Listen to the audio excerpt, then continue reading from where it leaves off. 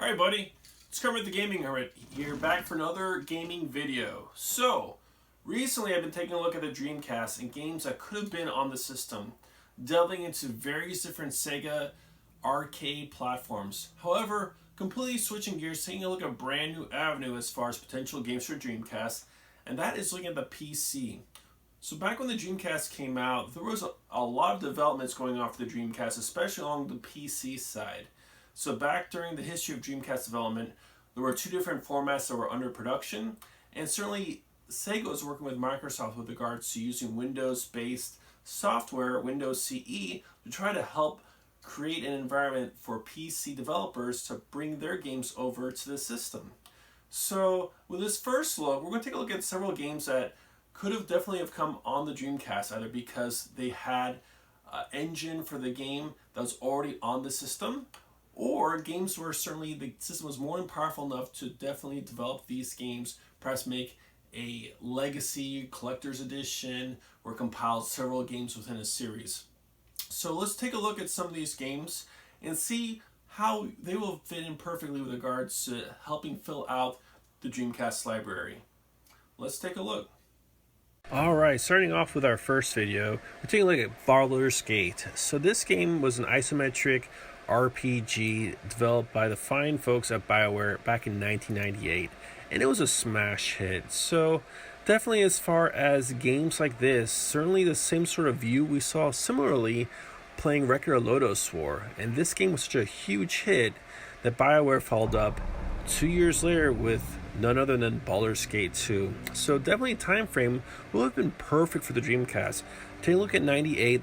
We saw the system release in Japan late in the year and came out in North America in September of 1999. So definitely more than enough time to be able to work on a port of this game, and then would have been a great launch title, and I'm sure it would have done really well sales wise, that it would have allowed for a game like Baldur's Gate 2 to have been worked on and ported over to the system. Graphically, it doesn't look like it's too intense, and certainly we've seen games similar to this with regards to looking at the similar games such as Silver. We also saw Record of Lodoss War, so definitely could have handled this game no problem. It would have been a great addition. Next up, we're going to take a look at none other than the Doom franchise. So certainly as far as Doom has been in the news a lot, and take a look at, we've had ports of Doom, Doom 2, the recent Doom 64 as well. So definitely this game with multiplayer, online, split screen would be a perfect addition for the Dreamcast. And then additionally, not to be outdone, is Quake 1. So Quake 3, we saw on the Dreamcast, is one of the great games to really show off the system's capabilities. And this game was one I really enjoyed as a kid growing up, and definitely looks gorgeous if you've played the homebrew port for the Dreamcast. So certainly this would have been a great addition because it knows how to make first-person shooters. That goes without saying. Definitely this game would have been a great seller, maybe not necessarily being a $39 or $49.99 game. Now, not to be outdone is Duke Nukem 3D. So definitely build engine game that came out by 3D Realms and GT Interactive back in 1996. Even though a little bit older, we did see Duke Nukem 3D on the Saturn, but the Dreamcast had a much broader appeal, and we never saw Duke Nukem 3D Atomic Edition come out on home consoles. It was just a basic Duke Nukem 3D game. So this could have been a better looking definitive edition for the system with all the fun run and gun action and online play as well. Quake 2 is another one to where it would have been a great addition as well. Certainly the Quake 2 engine, we saw this in Soldier of Fortune, and so definitely it's a game that had been ported as far as the engine over, and Soldier of Fortune 2 had, arguably a lot more going on, plus looked graphically superior to the original Quake 2, but it's a classic game and definitely deserves to see a better version of what the PlayStation 1 could have had for it during its time. Now, the Marathon series is one that would be really interesting. Even though it's an older series, dating back to 1994 through 96, seeing the Marathon trilogy, this was Bungie. Before we saw Halo come to light on the Xbox and setting the gaming world on fire, this was definitely the answer that Mac users had to Doom.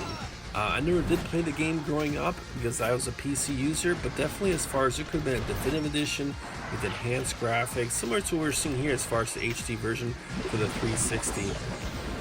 Then taking a look is the Lithtech engine game Shogo Mobile Armor Division. What's really interesting about this is that this game came out by Monolith Productions in 1998, so perfect timing to come out, and this was a first-person shooter and mech game.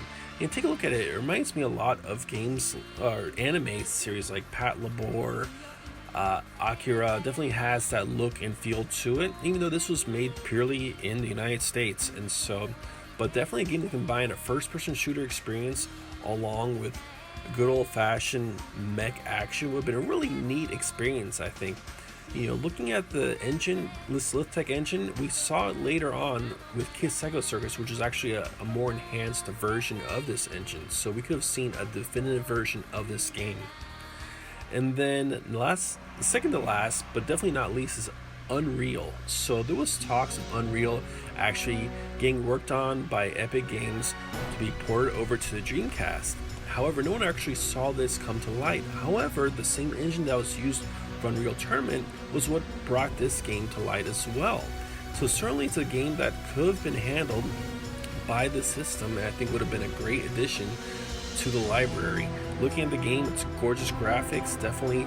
I remember playing Quake 2, then playing this game and saying, oh my gosh, with 3D acceleration, this looked incredible back then, and being able to see what the Dreamcast could do, you know, with a few more years under its belt, could have been an awesome gaming experience for gamers to have, and a great launch addition additionally to the library.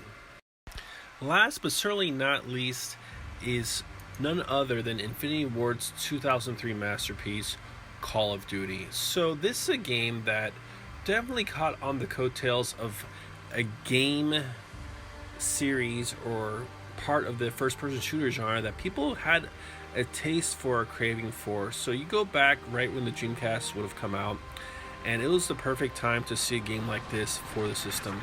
So 1998 we had Saving Private Ryan in theaters. We had a couple of years later we had Band of Brothers, and a few years after that we see Call of Duty. So certainly around the same time EA had their own series with regards to the Battlefield series, and unfortunately Dreamcast did not have something like this, and I think would have been a great addition to the library to help sell systems and really show off what the Dreamcast is capable of.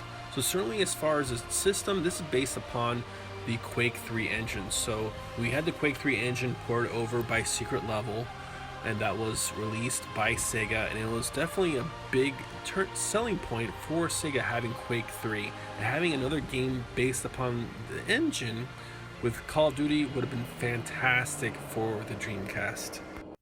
So what'd you think? I definitely think there were a lot of quality games, and taking a look at some of them, especially if you're part of the Dreamcast homebrew scene, you probably have seen some of these as being pretty familiar, because there have been ports of Doom as well as Quake 1 on the Dreamcast. So certainly as far as some of these things we were able to see, some of them not fully to fruition, such as Quake 2. However, definitely the system was more powerful, and under the right hands could have seen the live day on the Dreamcast. So definitely if you liked the video, give it a thumbs up, go and share it with your friends, family members, and go ahead and subscribe to the channel if you like to see videos like these.